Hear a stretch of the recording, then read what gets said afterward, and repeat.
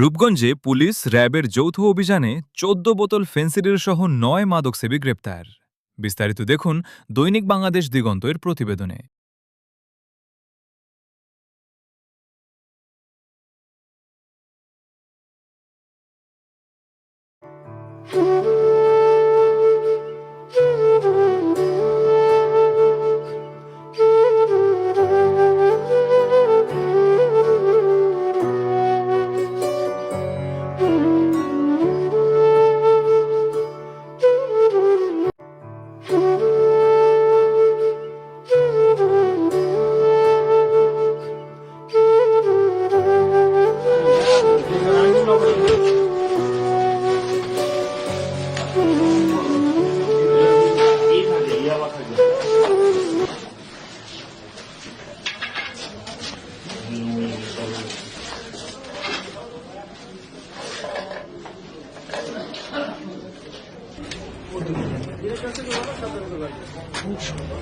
সবশেষে চলে যাওয়ার সময় আমার ছোট ভাই তাকে চেয়ার থেকে নামিয়ে দিলে সে পিছনে ফিরে মিষ্টি করে বলল টাটা।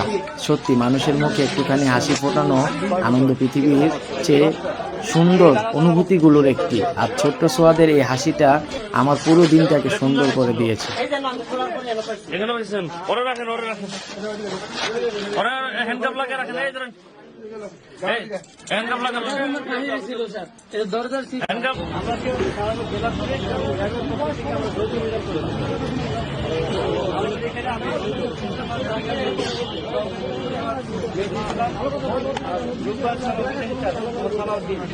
তারপরে এখানে আছেন আমাদের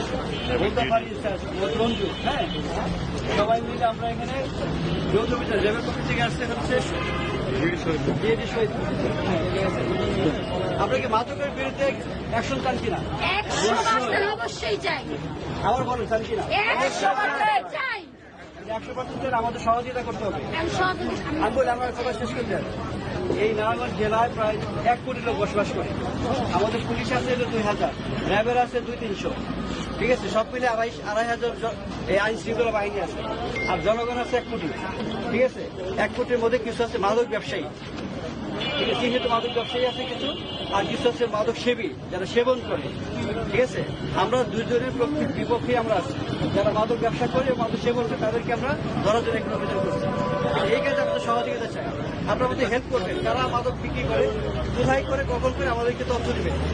এক বিরুদ্ধে আমরা অ্যাকশন আসছি, আপনারা আমাদেরকে তথ্য দিবেন, আমরা নম্বর দিয়ে দেওয়া করি।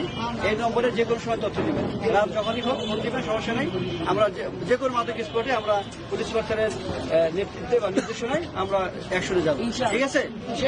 তথ্য দিয়ে সাহায্য করবেন। এই দেশকে মাদক মুক্ত করতে হবে, বিশেষ করে এই ভোটটা এলাকাকে আমরা এমপি মহোদয় চাচ্ছেন এই এলাকাকে মাদক মুক্ত করতে, এবং আমাদের মাননীয় প্রধানমন্ত্রী চাচ্ছেন এই দেশকে মাদক মুক্ত করতে।